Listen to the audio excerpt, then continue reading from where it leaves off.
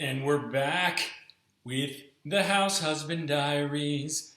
I'm your host, Carter C., and this is why Novak Djokovic is the greatest tennis player of all time.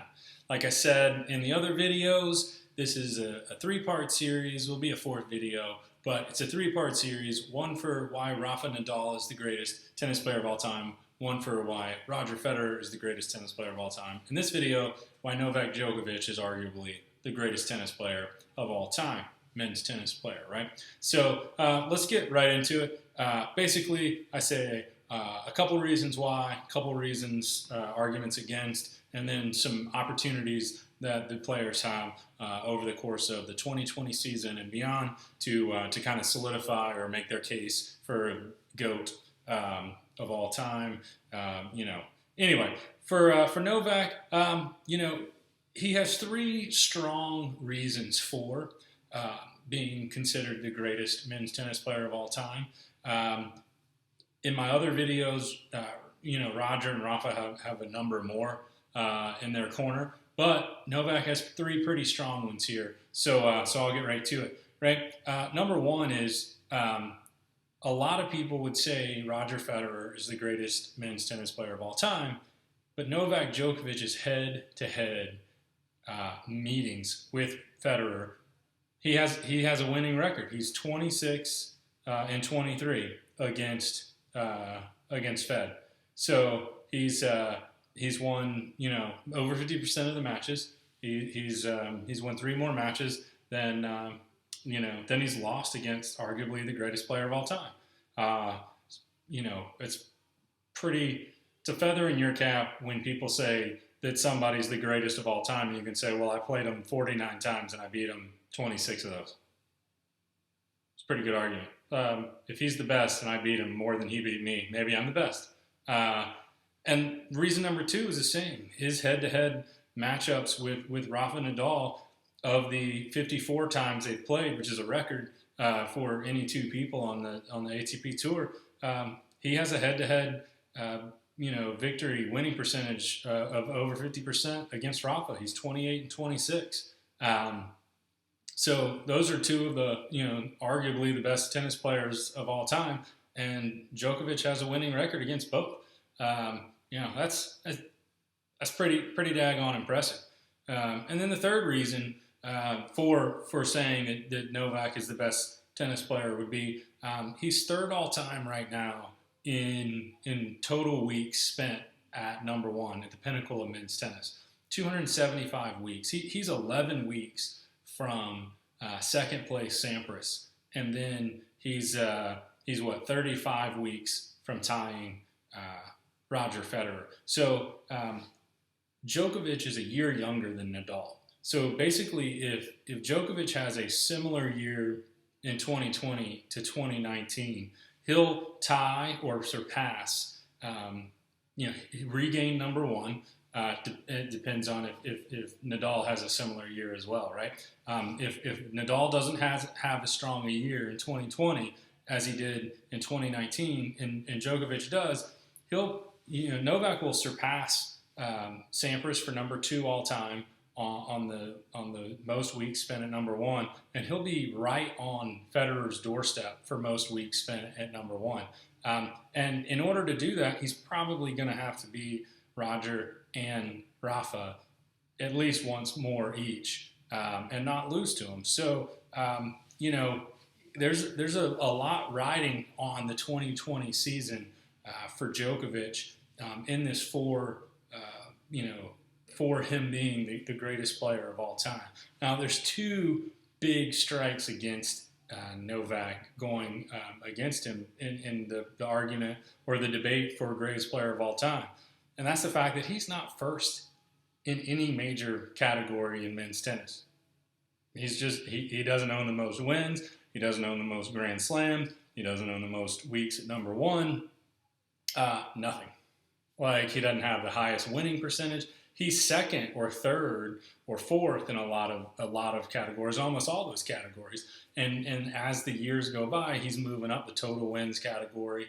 But he's second in win percentage. He's neck and neck with Bjorn Borg right behind Rafa. He's third in Grand Slams. He's on down the list in total wins, but that's kind of a career thing. Like I said, he's third in total weeks at number 1. He's third in weeks in the top 2. You know, he's not even in the top 5, I don't think, yet for weeks spent in the top 10. I mean, he's still got some work to do, really, to move up in this conversation. He's got to have a career year to tie Rafa at 19, and Rafa can't win the French Open in 2020. So, I mean, he really needs 2 fantastic years in 2020 and 2021, winning 2 majors a year, and having Roger and Rafa go winless in majors for the next 2 years before he can begin to argue and say, hey, I have more majors or the same number of majors as those 2 guys. And then if he did that, he would probably pass and say, well, I've spent the most weeks at number 1, but he's still way behind in weeks in the top 2. So, I mean, he still wouldn't have spent that much time at top 2. He's either number 1 or he's gone down. So there's a couple of pretty big reasons. The second reason or argument against him being the greatest player of all time is he's really, other than his total weeks spent at number 1, he's really behind Rafa's pace on all of those categories. Wins, winning percentage, Grand Slams, won, everything. I mean, he's 1 year younger, and he's well behind. He's 3 majors behind. He's like 7 or 8 titles behind. He's 80 wins behind or something. I mean, he'd have to have an unbelievable year at age 33 to match Rafa's pace, what Rafa's already accomplished. So it's really hard to argue, for Djokovic in this when he's not first in anything, and his pace really is behind. His pace is behind Rafa's, and the likelihood of being able to play at such a high level, like the level that Roger's playing at 38, nobody really plays at the level that Roger's played at. Maybe Jimmy Connors, but that was a little before my time. So he's got his work cut out for him. So what does he need to do? What does Novak Djokovic need to do in the 2020 season and beyond to gain some ground and begin to solidify his status as the GOAT?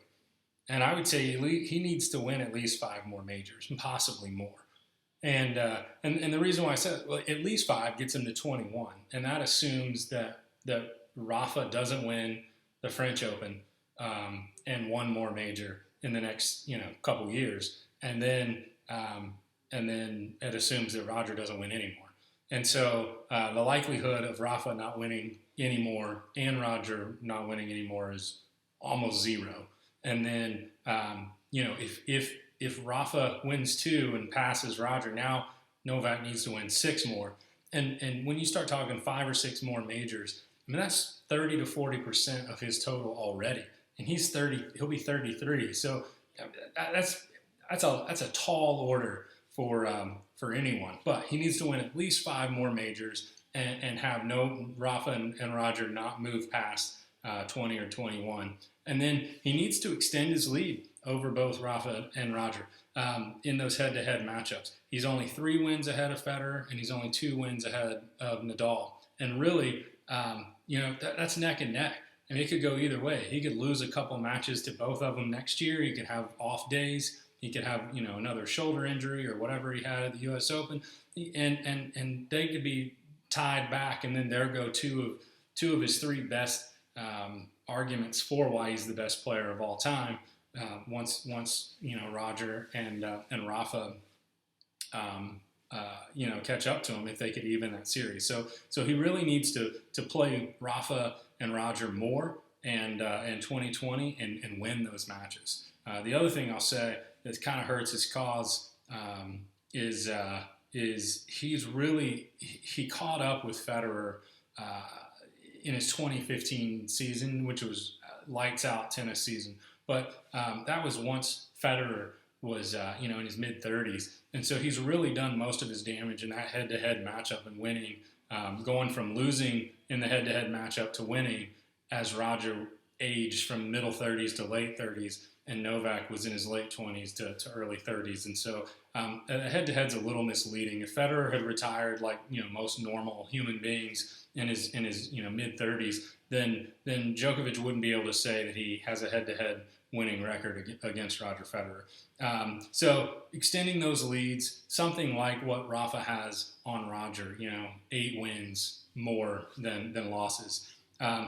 Third thing that Djokovic can do in the 2020 season and beyond is he needs to spend a minimum of 36 additional weeks at number one. That'll take care of itself if he's winning majors. But he would really need to spend more weeks than Roger Federer at number one without the number of wins and matches played and all of that. So he would need to extend that record past what Roger has it set at, and then he just needs several more years of winning 80% or more of his matches, 5+ titles, 50+ wins to really get his total career numbers up to where Roger Federer's are, Jimmy Connors, and where Rafa's will be. I mean, Rafa's already a good bit ahead of him, a season and a half ahead of him or so in wins and titles and percentage. And he looks healthy going into he's number one already. So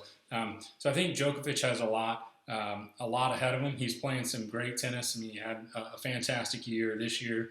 And I look forward to seeing what those three guys do in 2020. So this one will be short and sweet. And in the next video, I'll just compare them all, and we'll get a number one of all time final. All right. Thanks for watching. Talk to you soon.